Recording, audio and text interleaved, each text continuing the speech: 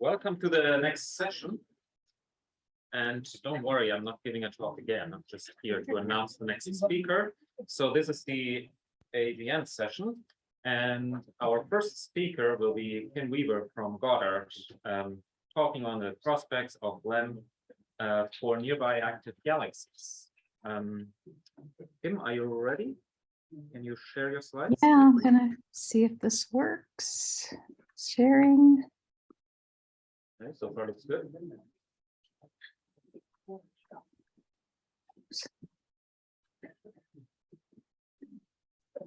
How's that? That looks really good here. So please take it away. I'm trying to get rid of the little grid thing because I don't want it in my way. Hide there. Okay, great. Thanks, everybody. I'm sorry I can't be there in person. I really wish I could be. But I wanted to say before I started, thanks to Ralph for asking me to help lead the AGN working group for LEM. I think that this is going to be a fantastic mission. I took note of Edmund's comment at the end of the last session about LEM, about CRISM being better for AGN, maybe, than LEM. I don't know if that was the implication, but I want to try to convince you that that might not necessarily be the case, and that there are some amazing prospects that LEM can work on for nearby active galaxies. So that's what I'm going to be focusing on in this presentation. So I just wanted in my title slide to mention this is a combination of work from the working group, which we've been meeting since, I don't know, August, September, and the folks who have contributed to this talk today are Jenna Khan, Priyanka Chakrabarti, Dustin Nguyen, Ciro Pinto, and Ryan Tanner. So let's see, how do I move this forward? Here we go. LEM goals and objectives. So I wanted to put down some of the main objectives that I believe LEM would have for active galactic nuclei and starburst galaxies. Basically, we want to start off with the important science that came out of the decadal report. So in terms of the top level science drivers for the mission, we have unveiling the drivers of galaxy growth and cosmic ecosystems, and understanding black hole accretion and AGN feedback. So these are the two pillars that the AGN science can cover with LEM. So in terms of the first one, for cosmic ecosystems, we have measuring the relevant properties of the diffuse gas, and we've heard a lot about that already today from stellar processes and starburst galaxies. I'll be talking a little bit more about that for AGN specifically. We'll be probing the connections between active galactic nuclei and stellar activity. So, you know, what is the starburst AGN connection? This is something that we need soft X-rays to be able to help us with. Measuring properties of starburst-driven outflows, all of these things are part of the science case for the galaxy growth and cosmic ecosystems area. And then in terms of understanding black hole accretion and feedback, we can measure properties of the accretion-driven outflows in AGN with LEM. We can do reverberation mapping, and I'll talk about a couple of ways in which we can do that. We will be able to quantify the AGN input into the ISM, which is key for understanding a supermassive black hole and galaxy evolution with cosmic time, and then quantifying the disk-1 connection for highly accreting supermassive black holes. And this is for nearby very strong, very bright secret ones that have ultra-fast outflows and absorption regions that have been seen with other missions like XMM. So to start off with, we want to be able to understand how AGN helped drive galaxy evolution. So basically, how do AGN impact their host galaxies is something we still don't understand, even with the wealth of data that we have in all wavelengths in terms of AGN. And we want to seek to understand how AGN drive or quench star formation and how feedback occurs. What's complicated about this is you often have objects that are not just pure AGN. You have the galaxy there, and a lot of them have starburst components. In fact, Seyfert-2s tend to often be accompanied by starburst regions and starburst galaxies, and so they often come together. So somehow there's a reason that they must coexist, and that has to do with probably feedback. But on the left-hand side, I've just thrown up, and we've heard about M82 a lot as well. So it's the prototypical starburst. The Chandra image of M82 is there, and then just a cartoon that talks about how these super winds can be modeled coming out of the plane of the galaxy. So you have this very strong outflow, and Edmund also showed how that occurs. So this is from Alton, Davies, Bianchi, one of their models. And then on the right-hand side, what's an AGN? Well, this is your typical, Seyfert, quasar, type 1, type 2 cartoon, where if you're looking at a radio quiet AGN, you may not have a jet, but if you're looking at John, you'll be looking through the torus, through the dusty torus, and the AGN itself, the accretion disk in the broadline region will be obscured, but you'll be able to see the narrowline region clouds. If you're looking straight down on top of it, you'll see a Seyfert-1 and be able to see the accretion disk directly.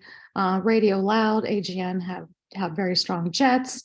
And again, same thing applies, though you have your edge on and face on scenarios.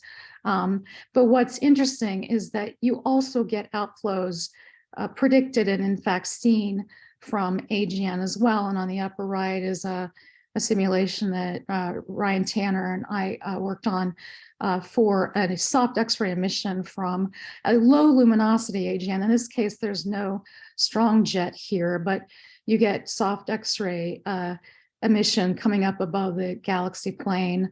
In the case of this particular system, which is at a 60-degree inclination, but you can see that from the model on the right and the model on the left, these guys are going to look a lot the same. And so, especially for low luminosity AGN systems, how can you tell the difference between an AGN and a starburst?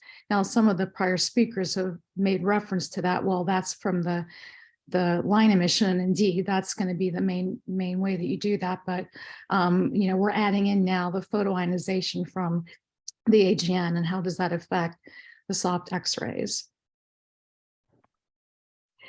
So, I don't think there are a lot of AGN people in the audience. I'm just guessing there that this might not be a huge draw for AGN folks, but that's probably because we traditionally think of an X-ray AGN as being very, very bright in hard X-rays. The hard X-ray source is what we want to study, and we're talking about the iron K alpha line, and we're talking about accretion disks and, reflection and all of that. And so typically, historically, AGN astronomers have focused more on the, above 2 keV spectrum. And over here on the left-hand side, I have a spectrum taken from Tahir Yaqub's website, the My Torus website, where they just fit the Suzaku data and showed, this lovely large bandpass X-ray spectrum of NGC 4388,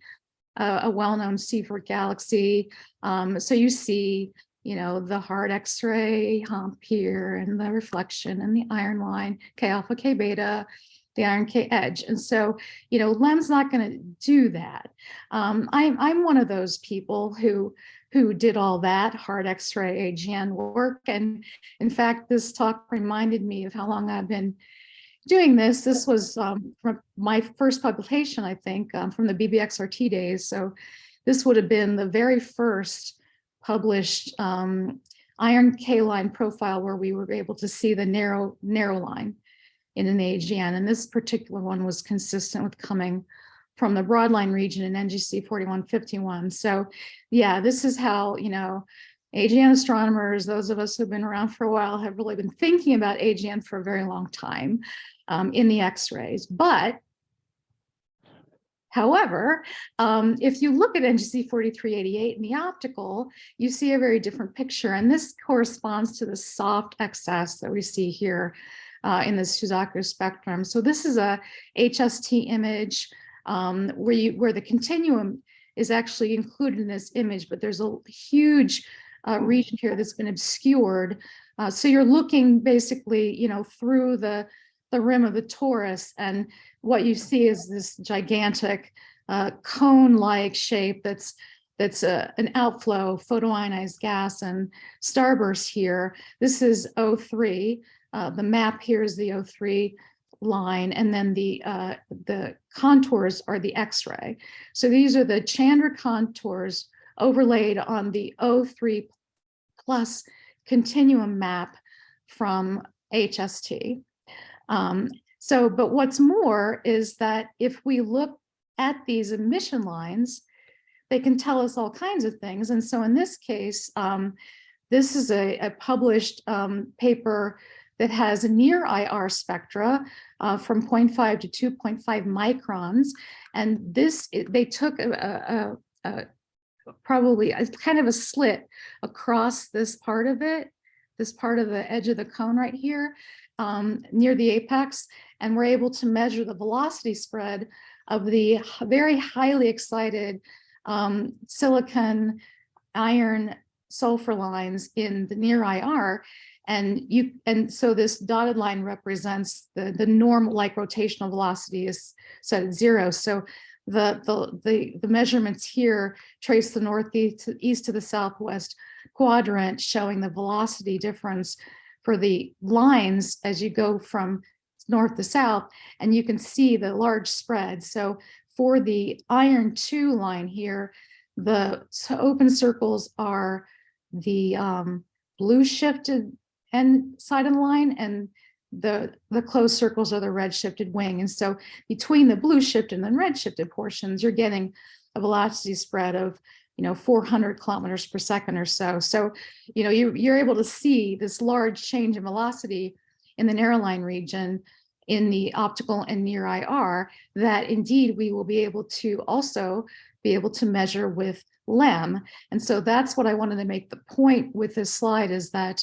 this is how do we change our thinking and put on a different cap for soft X-rays and AGN? Well, we can do a lot of the things that you can do in the optical in the soft X-ray band for AGN. And so that will be new science, that'll be discovery space for LEM that we've not really been able to do before. Now, I said not able to do before, that's outside of a handful of spectra that were obtained by the XMM RGS and also the Chandra gratings. But the XMM RGS spectra for some very bright AGN for very long exposures have been excellent at showing just how complicated these soft X-ray spectra are. And I believe this one was also shown earlier today. This is the 500 kilosecond RGS spectrum of NGC 1365. And you can see, of course, again, reminding you, because you saw us earlier, all the different emission features here. It's just a wealth of data. And so I've zoomed in, this is from their paper, the Guanazzi paper, to the oxygen 7 line. And we've heard a lot about oxygen 7. The triplet feature, I believe, is going to be a tremendous diagnostic feature for both starburst and AGN. I believe this is going to be incredibly powerful. It is a density and a temperature diagnostic. But what's interesting is that these authors fit this model to the spectrum here, a thermal model, but you can see the residuals that are left over. So the thermal model doesn't come close to fitting the forbidden line. And so this is where we know there's got to be some AGN component, which I'll talk about a little bit more as I move on in the talk. You have 1 more minute. Is there someone have a question? I'm just saying you have 1 minute left. Okay, so the starburst AGN connection this is where we can actually do this using the prior observation, which is where the forbidden line was not modeled. So assuming this can be modeled properly, photonization is required. And so this just shows some modeling by Chakrabarty for the LEM stuff that we've been working on, indicating that indeed this is a diagnostic feature that can be utilized. Then we have extreme inflows and outflows. These are for the narrowline Seafront 1 galaxies. Blue shifted emission and absorption at mildly relativistic speeds is found by the RGS, but there are features around 1 keV that cannot be modeled easily. So there are different ideas: photonization, collisionalization, reflection, which one of these really works. And so Ciro Pinto and his student have worked on a LEM simulation showing that, in fact, you can definitely distinguish for 100 kiloseconds the difference between the either the photonization case, the collision ionization case, or the reflection case. So even in only tens of kiloseconds, in fact, we will be able to do reverberation mapping here as well, and to get a really good measurement of these features. The broadline region with soft X-rays. This is another object, Markarian 335. These authors found, again, this is the oxygen triplet, found that it appears that the gas is photoionized from the inner edge of the broadline region. There's a diagram here about how far away that is, but their models include a thermal component. So this could be an AGN plus starburst as well. Jenna Can has done a simulation for LEM using a Markarian 335 like AGN plus a starburst. Here's the assumption. This is using case B, where you're getting optically thick photoionized clouds. If the line emissions from the broadline region, this is what we will see: very broad features. If it's from the narrowline region, we're still able to see it, even at 500 and even less kilometers per second velocities. This is the optical spectrum from Greer et al. Showing for Markarian 335 that in the RMS spectrum, the variability is in the H beta line, and so and the helium-2 line. And so we're actually going to be able to do the same thing, reverberation mapping with this object, just like we can do in the optical.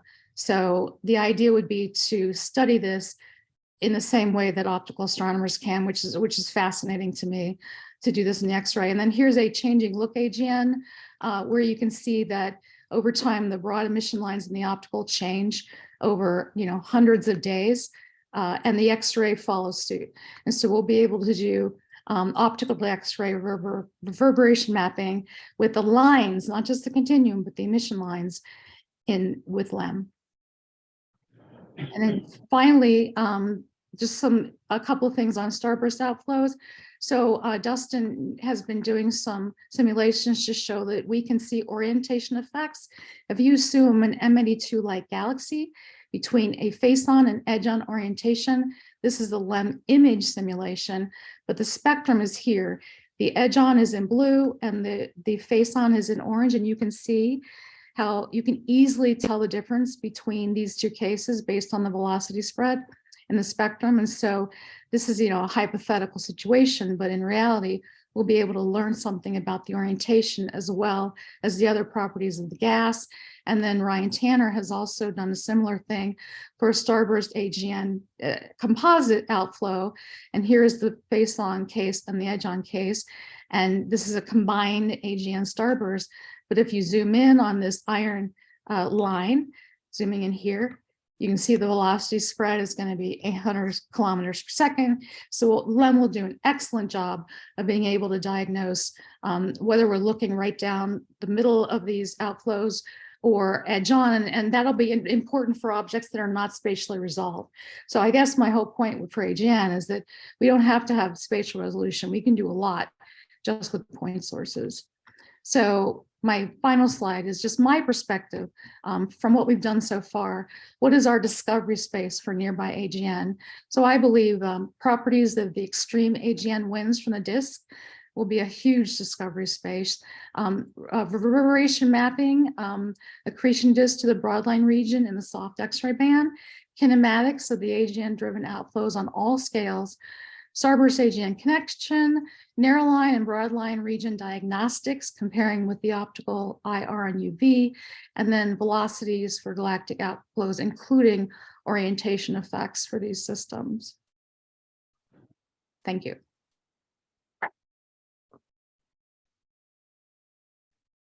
Thank you very much. In the interest of time, maybe just one very